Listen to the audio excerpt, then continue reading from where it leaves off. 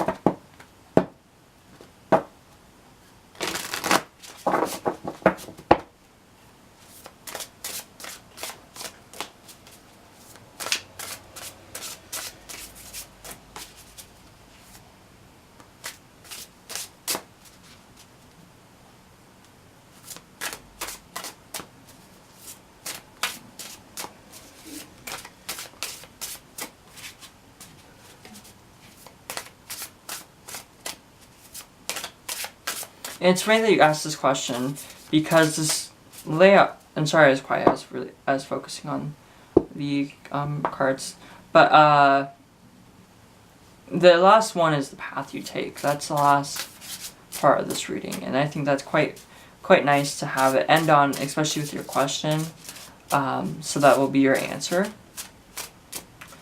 But anyways, this reading though, I quite love it. It's been on my site for a while. I did not come up with this layout, at least the formal layout. I did change some things, but the layout goes to Barbara Moore. She created it. So this is her layout. This is something from her. Mostly I took inspiration from it. So I do want to give credit where it's due. So there's that.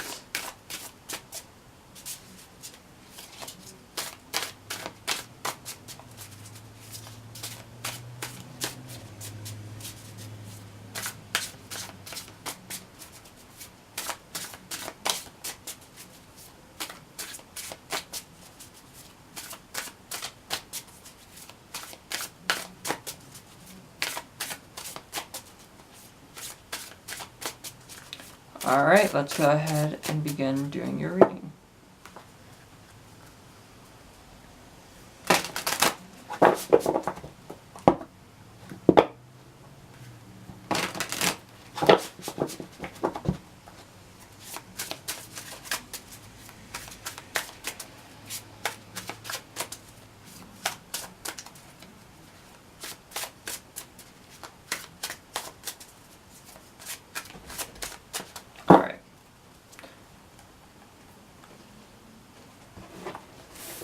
I'm going to put this on my lap. Let's go ahead and begin. Alright, so card number 1 represents your truth. And we have the Sun, which is a good thing. This card says that your truth is happiness. It's of love and of light. So I think you're on the right path. You know the path you should be taking, honestly. I think we see a dog here, and I look at this as kind of an adult dog. You could say maybe a puppy, but I see growth in this card. That look, you've made it so far, but you still have to grow. You still have to live life. So I think your truth here is that you know who you are, you know what you're doing, but yet you have more to grow and more to learn here, and that's something I think you should know. The Sun card tells me that things are doing pretty well for you at this time, even though the last reading was about like confusion and stuff like that. But I think this does say you're doing pretty well, and that's your truth. You should realize that you're doing better than you think you might be doing. I think that's something that's really important here, and something you should definitely be looking at. But this card also does, like in the Fool's Journey, it's enlightenment. It's the second to last card of the, third to last card of the Fool's Journey. And it's important because it's that first stage of enlightenment. It's the stage of knowledge and wisdom. But mostly it's physical enlightenment, and it's being happy. It's letting go of things that, those things that are holding us back in a way. So I think this card says that your truth is you shedding the old and letting in with the new. Card number 2 represents your deepest fears, and we have the Ace of Cups. I think this is funny that this card comes up.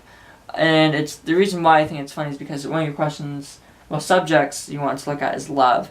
And love is something you say you struggle with. And this card is love. It's a new commitment. It's a new relationship. And I think that's what you're afraid of. So here, I think your personal truth is you want happiness, but yet you're afraid of happiness with love. And it's something you should probably be looking into a bit. But this card isn't a bad card in either of this. These two are really positive cards. But the way that they're coming up as your truth and your fear, it tells me that at this time you should be re-looking at yourself, reevaluating things. Is this life that your own truth, are you not representing, are you transmitting or drawing in the life that your own personal truth should be drawing in? So your happiness and things like that, are you drawing that in, or are you drawing in maybe the fear aspect more of, I'm afraid of this and I don't want this, so you draw that away, or push it away is the best way to put that. So I think that's what is something you should be looking at here, is that your own fear though is love.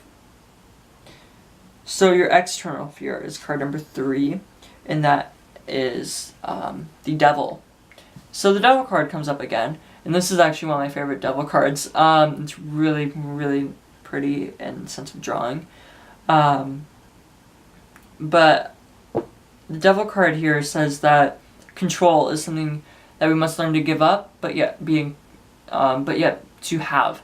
And what I mean by give up is that not everything is in our control. We must learn that some things are better yet to be let go of. Some things are better to hold on to. Do we have control of this person? No, we don't.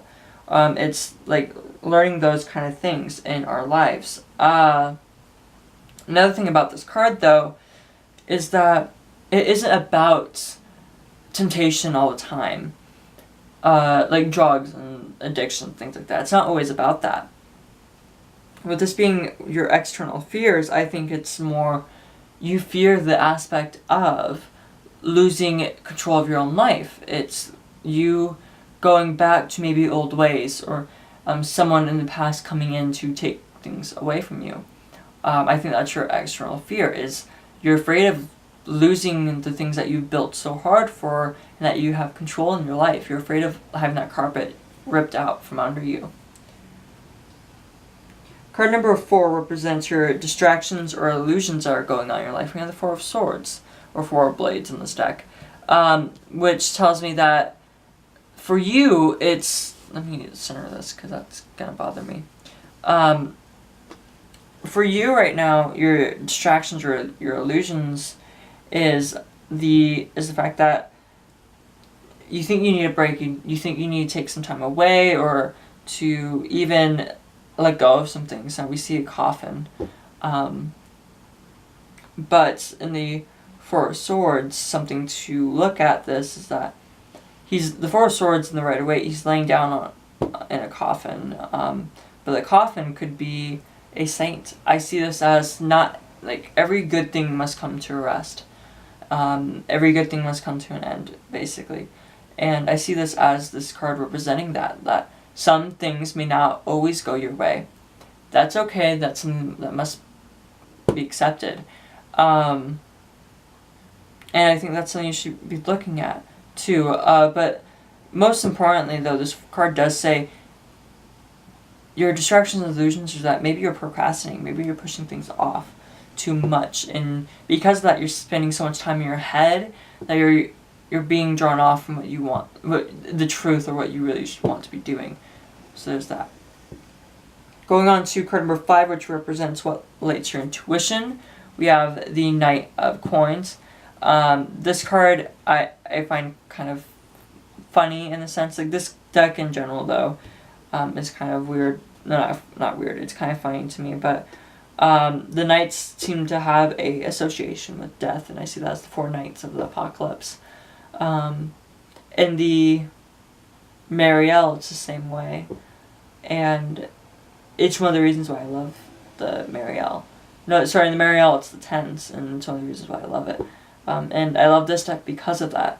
The Knight of Coins represents famine. It's it's bringing in the aspect of needing balance, needing that sense of leveling out the playing field is the best way to put that. And the Knight of Coins, if you look at that as famine, you've made it so far, you've made success, but now no, because you've done that, you've made it this far, some things need to be let go of, some things need to be sent away out of your life in a way.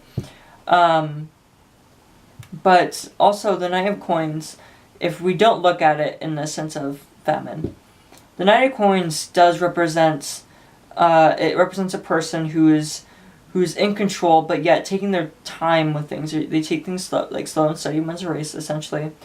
But they're going towards their goal, and this goal would be a financial goal or even a goal, maybe even about family.